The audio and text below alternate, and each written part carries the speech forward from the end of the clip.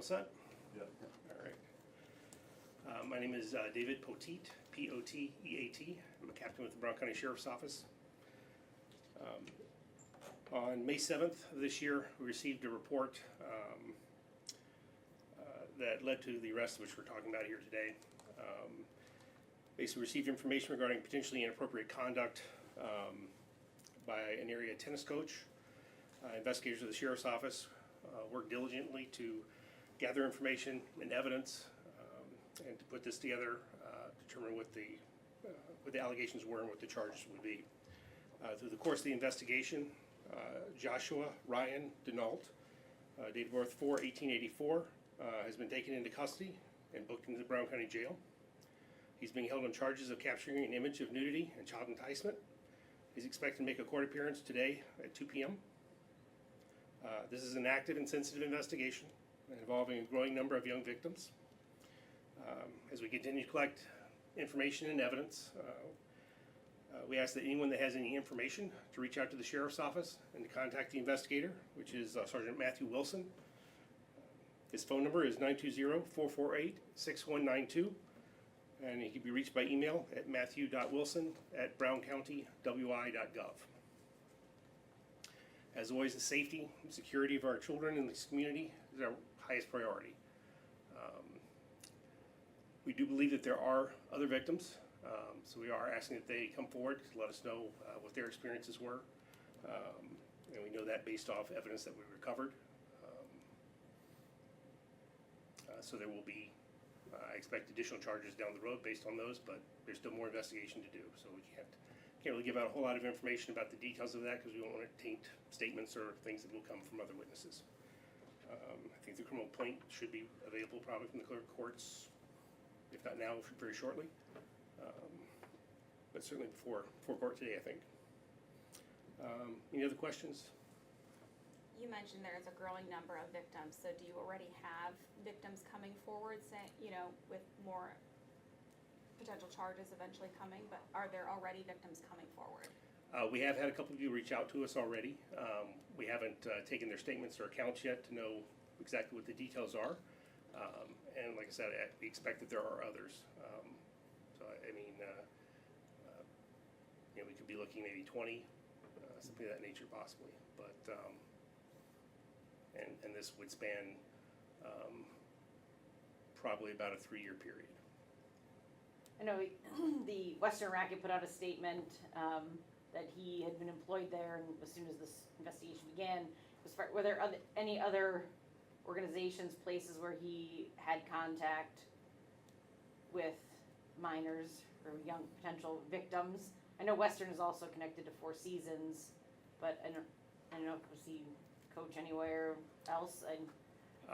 Were these all, I guess, students or players? Right, not that I'm personally aware of. I can't say that's not the case, but there's some reports that are still ongoing, so I haven't seen everything that's happened so far yet, but this is evolving. But yeah, we are looking at anyone who have had contact with them in whatever place or capacity as a coach or something of that nature.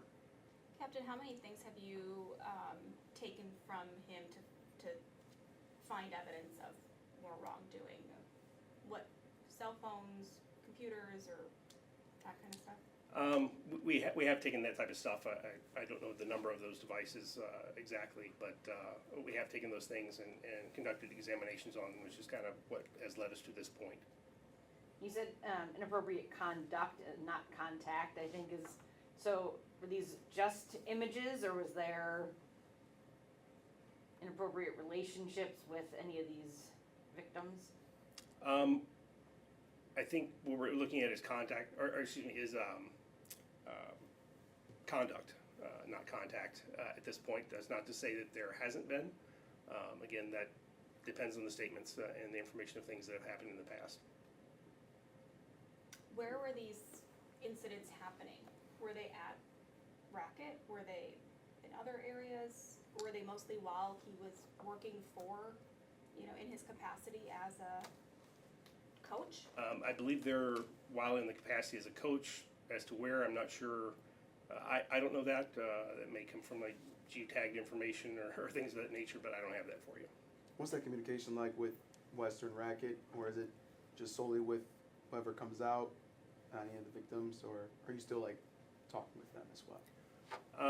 I think, once we saw that there are multiple instances here, we reached out to Western Racket and said, basically people who are in classes with him, families need to be notified, and precautions taken to prevent, further actions occurring, basically. And they took that from there with whoever they have registered for classes and so forth to alert the parents. So it's ongoing, it's developing. I was going to have Sergeant Wilson work on this, or actually do this presentation, but he's working on the case as we speak and is tied up and not able to make it. So it is ongoing. I don't want to say, are you shocked that, because when you start these things, there's probably going to be more to it, that I guess the number of people that maybe have come forward since you put out the initial release, there's been so many, there have been additional victims or potential victims that have come forward. Right. These type of crimes are disturbing and they're shocking, but in some ways they're not different than many other types of crimes. Rarely do we catch people the first time they do something, right? Whether it's drunk driving or selling drugs, it's probably not the first time they've done it, right? And so we look for that history of it. And so it's not really a surprise to us when we find something to find that there's more there. And we spent a lot of time and money in our budget to work on being able to get into electronic devices, phones, computers, things of that nature, so we can get that evidence out and find out where are there other victims so that we can reach out to them, even if they aren't looking for criminal prosecution, so we can put them in contact with resources like the Sexual Assault Center or things like that, so they can have someone to talk to and an advocate for them. Are these victims males and females? I believe only females, as far as I know. I didn't hear anything about any males being involved.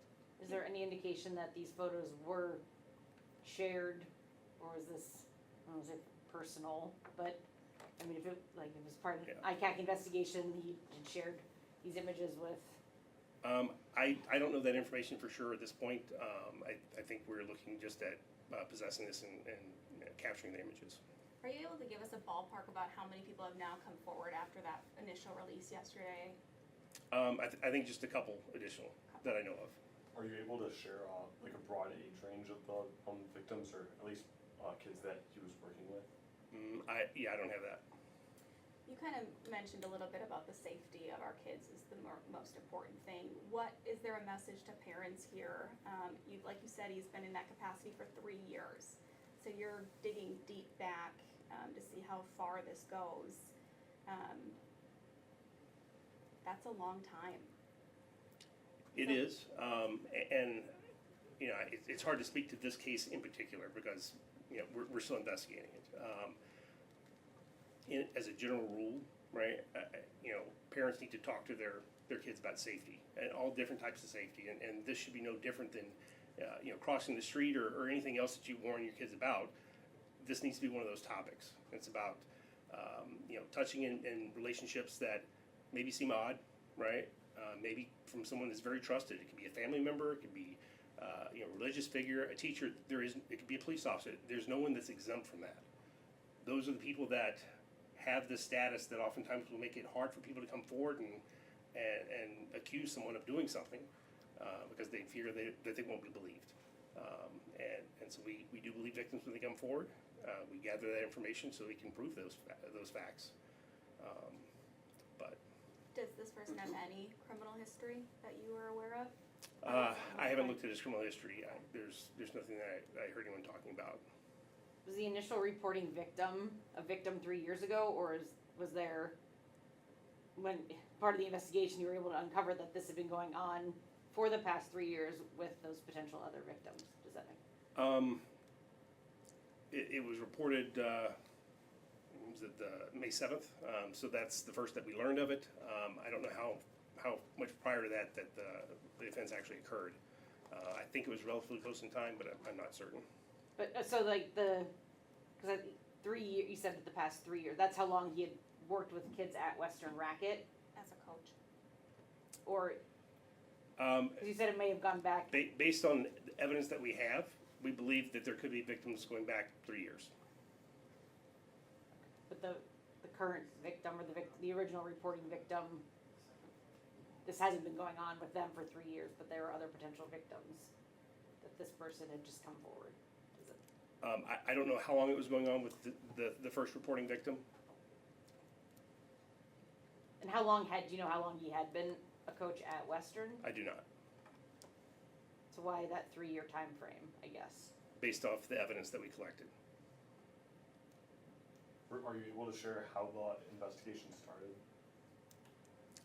It started with the initial report from the child. And they noticed a picture being taken, they saw a picture, what was No, their, I guess, initial complaint? I think Right? that's kind of the gist of it. I think everything else will be evident in the criminal complaint. Will give you the details that you need to kind of fill in the story. Anything else that you can think of, or, just a message that you believe victims should come forward, there are resources available.